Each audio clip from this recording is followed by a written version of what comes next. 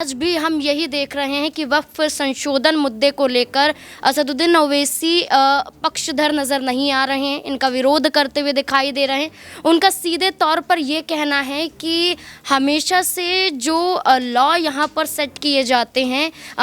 इसका है कि वक्फ का जो मामला है ये पूरी तरीके से इस्लामिक है और जाहिर सी बात है कि वक्फ का मतलब ही होता है दान करना, लेकिन यहाँ पर ज़रूर इसको जो कानूनी प्रक्रिया होती है उसको तमाम तरीके से किया जाता है। और ऐसे में कहीं ना कहीं देखा जा रहा है वक्फ बोर्ड को लेकर जिस तरह से राज्यसभा में हंगामा होता हुआ नजर आया, और अब यहाँ पर कहीं ना कहीं जिस तरह से वक्फ बोर्ड संशोधन अधिनियम की रिपोर्ट लोकसभा स्पीकर को पेश की जा चुकी है और इसके बाद संसद में लगातार हंगामा देखने को मिल रहा है। दरअसल जिस तरीके से तमाम लोगों ने जो कि मुस्लिम समुदाय से भी संबंध रखते थे, उनके सुझाव के अनुरूप केंद्र सरकार ने वक्फ बोर्ड संशोधन अधिनियम को यहां पर संसद में पारित किया। उसके बाद एक जॉइंट पार्लियामेंट्री कमेटी बनाई गई जिसमें सत्ता पक्ष और विपक्ष के लोकसभा और राज्यसभा के तमाम सांसदों को शामिल किया गया। इस जेपीसी कमेटी में कुल 37 लोगों को शामिल किया गया, जिसमें 26 मेंबर लोकसभा से चुने गए और 11 मेंबर राज्यसभा से चुने गए। दरअसल जिस तरीके से उनकी रिकमेंडेशंस के आधार पर अब कहीं ना कहीं सत्ता पक्ष पर विपक्ष ये आरोप लगा रहा है, क्योंकि सत्ता पक्ष से अधिक यहां पर सांसदों का उस कमेटी में जो है एक प्रतिनिधित्व देखने को मिला, जिसके आधार पर उस बिल को पास कराने में सरकार को वहां से कामयाबी मिलती हुई नजर आई। और इसके साथ साथ मुस्लिम पक्ष के तमाम लोगों ने और विपक्ष के सांसदों ने ये कहा कि ये बिल जो है ये यहाँ पर संविधान के अनुरूप नहीं है, जबकि सरकार का कहना है कि वक्फ बोर्ड की संपत्तियों को कानून के दायरे में लाकर हम तमाम उन विवादों को सुलझाना चाहते हैं, जिसके चलते लंबे वक्त से इन संपत्तियों का विवाद जो है लंबित रहता हुआ नजर आ रहा है। और ये मामले कोर्ट में न्यायाधीन जो यहाँ पर न्यायिक प्रक्रिया है उसके विचाराधीन यहाँ पर लंबे वक्त तक लंबित रहते हैं, जिसको आगे आने वाले वक्त में इस प्रक्रिया को आसान बनाए जाने का उद्देश्य सरकार का है और इसमें किसी को कोई आपत्ति नहीं होनी चाहिए। जबकि विपक्ष की तरफ से जोरदार हंगामा किया जा रहा है, चाहे मल्लिकार्जुन खड़गे हों या आम आदमी पार्टी के राज्यसभा सांसद संजय सिंह, डिंपल यादव, अखिलेश यादव और तमाम लोगों ने इस जॉइंट पार्लियामेंट्री कमेटी की रिपोर्ट जो है जो लोकसभा स्पीकर को पेश की गई है इसका विरोध किया है। और अब न्यूज रूम में जानने की कोशिश करेंगे कि आखिरकार किस तरीके से आने वाले वक्त में ये जेपीसी की जो रिपोर्ट पेश की गई है इसका इम्पैक्ट पड़ता हुआ नजर आएगा। नाजमीन मेरे साथ मौजूद है। नाजमीन, किस तरीके से देखती हैं इस रिपोर्ट को जो पेश किया गया है? क्या वाकई में कहीं ना कहीं मुस्लिम पक्ष का ये दावा है कि जो संपत्तियां हैं वक्फ बोर्ड की उनको सरकार यहाँ पर अपने अधीन करना चाहती है? क्या ऐसा ही लगता है? और असदुद्दीन का ये बयान कि देश भर में आंदोलन होगा यदि ये बिल बना तो क्या वाकई में अब आने वाले वक्त में परिस्थितियां जो है वो ज्यादा गंभीर होती नजर आएंगी? देखिए, हमने कई बार ऐसा देखा है कि केंद्र सरकार द्वारा कई ऐसे बिल लाए गए, कई ऐसे कानून बनाए गए जिसका विरोध मुस्लिम पक्ष द्वारा हमने संसद के अंदर भी देखा और संसद के बाहर भी देखा। जब सीएनआरसी का मुद्दा उठा था तो दिल्ली के तमाम जगहों पर विरोध प्रदर्शन देखा गया और खासकर इन मुद्दों को उठाते हुए असदुद्दीन ओवैसी संसद के अंदर भारतीय जनता पार्टी के विपक्ष में बोलते हुए नजर आए। और आज भी हम यही देख रहे हैं कि वक्फ संशोधन मुद्दे को लेकर असदुद्दीन ओवैसी पक्षधर नजर नहीं आ रहे हैं, इनका विरोध करते हुए दिखाई दे रहे हैं। उनका सीधे तौर पर ये कहना है कि हमेशा से जो लॉ यहाँ पर सेट किए जाते हैं इसका विरोध केंद्र सरकार क्यों करती है? क्यों देखा जाता है कि सिर्फ मुस्लिम समुदाय से जुड़े हुए नियमों का विरोध किया जाता है, चाहे 3 तलाक से जुड़ा हुआ मुद्दा ही क्यों ना हो, चाहे सीएनआरसी से जुड़ा हुआ मुद्दा क्यों ना हो, चाहे यहाँ पर कई और मुद्दे क्यों ना हो, लेकिन वक्फ संशोधन को लेकर जो कहा जाता है कि जो ज़मीनें हैं वो कब्जाई गई हैं, जो ये कहा जाता है कि इन ज़मीनों पर जानबूझकर अपना हक जताते हुए वक्फ बोर्ड के जुड़े हुए कुछ अधिकारी नजर आते हैं। लेकिन इसके अलावा ये दावा किया जा रहा है कि ये तमाम प्रक्रिया कानूनी तौर से हो तो ज़्यादा अच्छा होगा। जिनके ज़मीन है, जिनका हक है, उनके हक को कोई नहीं छीन सकता है। तो वाद विवाद हम संसद के अंदर भी देख रहे हैं। जेपीसी की रिपोर्ट भी लगातार पेश हो रही है और पक्ष विपक्ष की बात करें तो हंगामे के साथ हम देखते हैं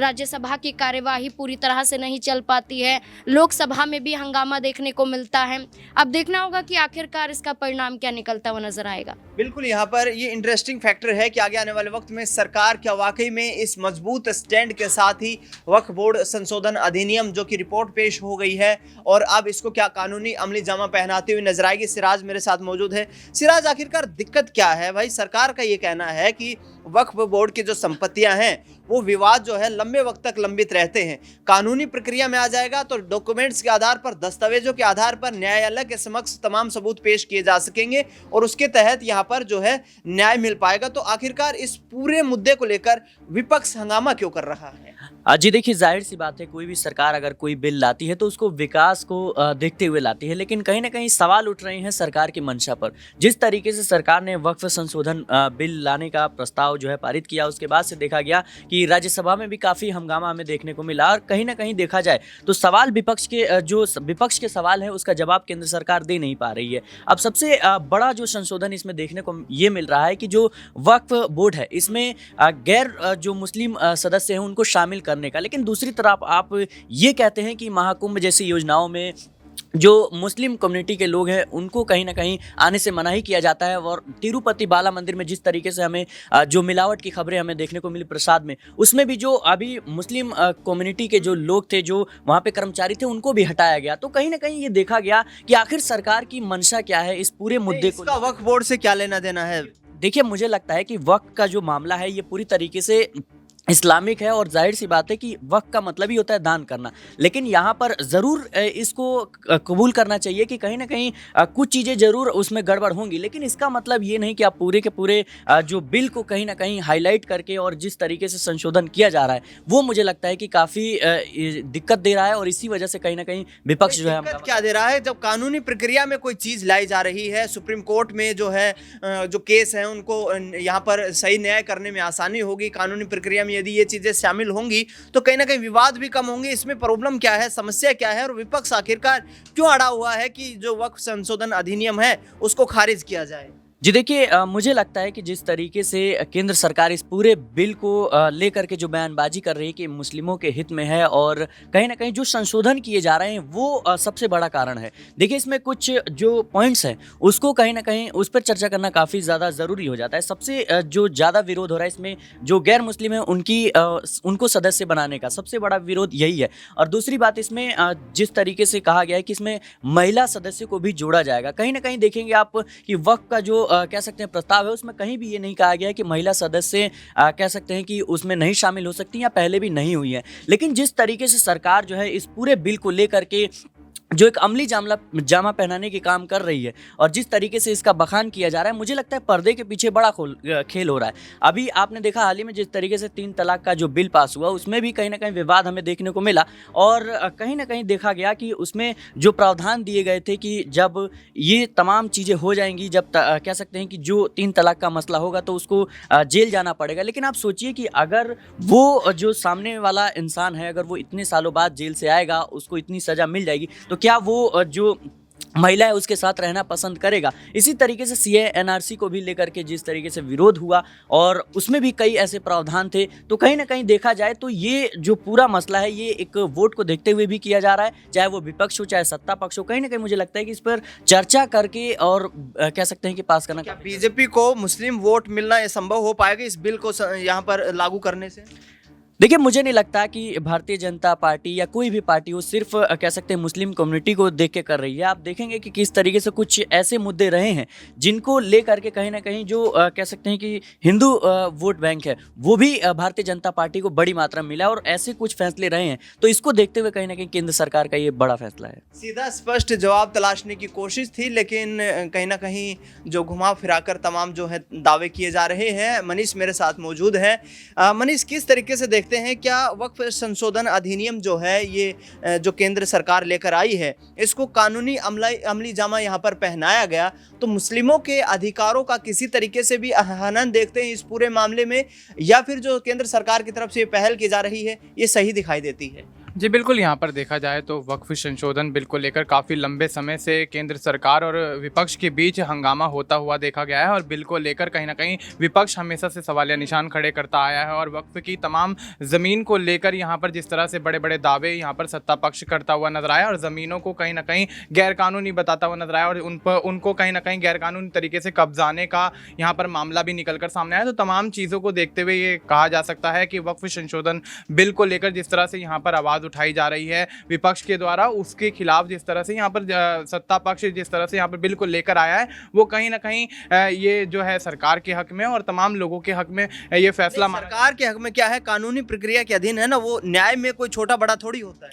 जी बिल्कुल, यहाँ पर देखा जाए तो कानून की नज़र से कहीं ना कहीं ये मामला जो है वो सत्ता पक्ष की तरफ से तो सही बताया जा रहा है, लेकिन यहाँ पर विपक्ष जो है वो तमाम सवाल यहाँ पर खड़े करता हुआ नजर आ रहा है और ऐसे में मुस्लिमों को लेकर जिस तरह से यहाँ पर बातें निकलकर सामने आ रही हैं कि उनका हनन होगा और यहाँ पर उनके खिलाफ कहीं ना कहीं माहौल बनता हुआ नजर आएगा और जिस तरह से हमारे तमाम सहयोगी भी यहाँ पर कहते हुए नजर आए और तमाम चीज़ों को देखते हुए यही कहा जा सकता है कि सरकार अगर कोई फैसला लेती है, कानून बनता है तो किसी के खिलाफ या किसी के पक्ष में जाकर नहीं, सब चीज़ों को ध्यान में रखकर सोच समझकर बड़ी बारीकी से ये तमाम चीज़ें, इनकी कार्रवाई जो है, इनके लेकर जो कानूनी प्रक्रिया होती है उसको तमाम तरीके से किया जाता है और ऐसे में कहीं ना कहीं देखा जा रहा है वक्फ बोर्ड को लेकर जिस तरह से राज्यसभा में हंगामा होता हुआ नजर आया और अब यहाँ पर कहीं ना कहीं जिस तरह से कार्रवाई जो है वो कुछ समय के लिए स्थगित की गई, लेकिन उसके बाद दोबारा से यहाँ पर सुचारू रूप से कार्रवाई चलाई गई। लेकिन अब देखना यही होगा कि आने वाले समय में किस तरह से इस मामले को लेकर विपक्ष हंगामा करता है और सरकार का क्या कुछ यहाँ पर स्टैंड रहता है। विपक्ष तो हंगामा कर ही रहा है और सरकार अपने स्टैंड पर मजबूती के साथ खड़ी हुई है,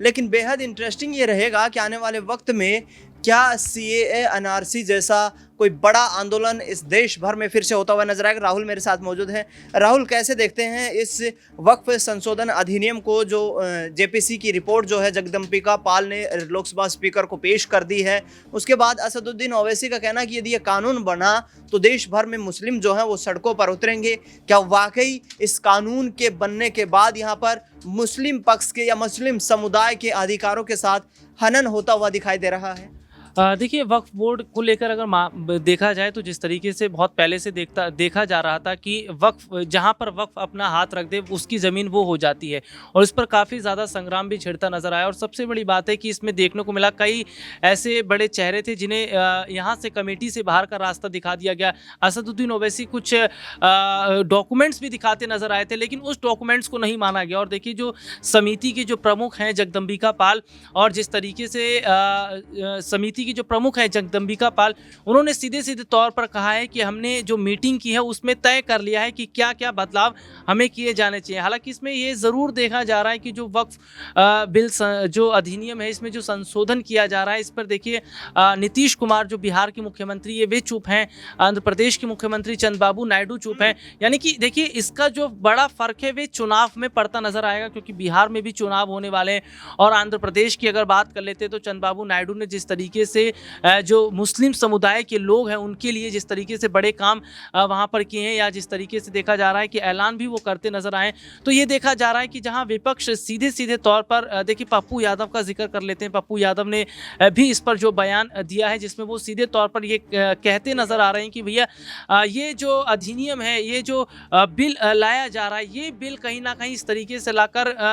सीधे तौर पर जो सरकार है वो वक्फ पर अपना कब्जा करना चाहती है, जबकि जो वक्फ के अपने नियम कायदे हैं, कानून है, वे अलग है। जी हाँ, बिल्कुल। तो तमाम सहयोगियों का यही मानना है कि चुनाव भी यहाँ से प्रभावित होते हुए नजर आएंगे और वक्फ संशोधन अधिनियम जो है अब कहीं ना कहीं राष्ट्रपति के पास भेजा जाएगा और देखना दिलचस्प ये होगा कि आगे आने वाले वक्त में केंद्र सरकार इस बिल को लाकर क्या वाकई में मुस्लिम समुदाय में अपना विश्वास पैदा कर पाएगी, क्योंकि बार बार यहाँ पर तमाम केंद्रीय मंत्रियों के जो बयान सामने आ रहे हैं उनका यही कहना है कि ये सरकार नहीं लेकर आ रही, बल्कि मुस्लिम समुदाय के तमाम लोगों ने सरकार को सुझाव दिए कि इस तरीके के विवादों का निपटारा करने के लिए कहीं ना कहीं इसे कानूनी प्रक्रिया के अधीन किया जाना चाहिए, जिससे कि न्यायालय के सामने सबूतों के आधार पर पक्ष रखते हुए और सही न्याय की दरवाजे तक यहां पर पहुंचा जाए। देखना दिलचस्प ये रहेगा कि अब आने वाले वक्त में क्या इस संशोधन अधिनियम को देश का मुसलमान पॉजिटिव वे में लेता है या फिर कोई बड़े आंदोलन के तौर पर सियासी नेता इसका इस्तेमाल करते हुए नजर आते हैं। फिलहाल इस खबर में इतना ही। देश दुनिया से जुड़ी तमाम बड़ी खबरों के लिए आप देखते रहिए SPN9।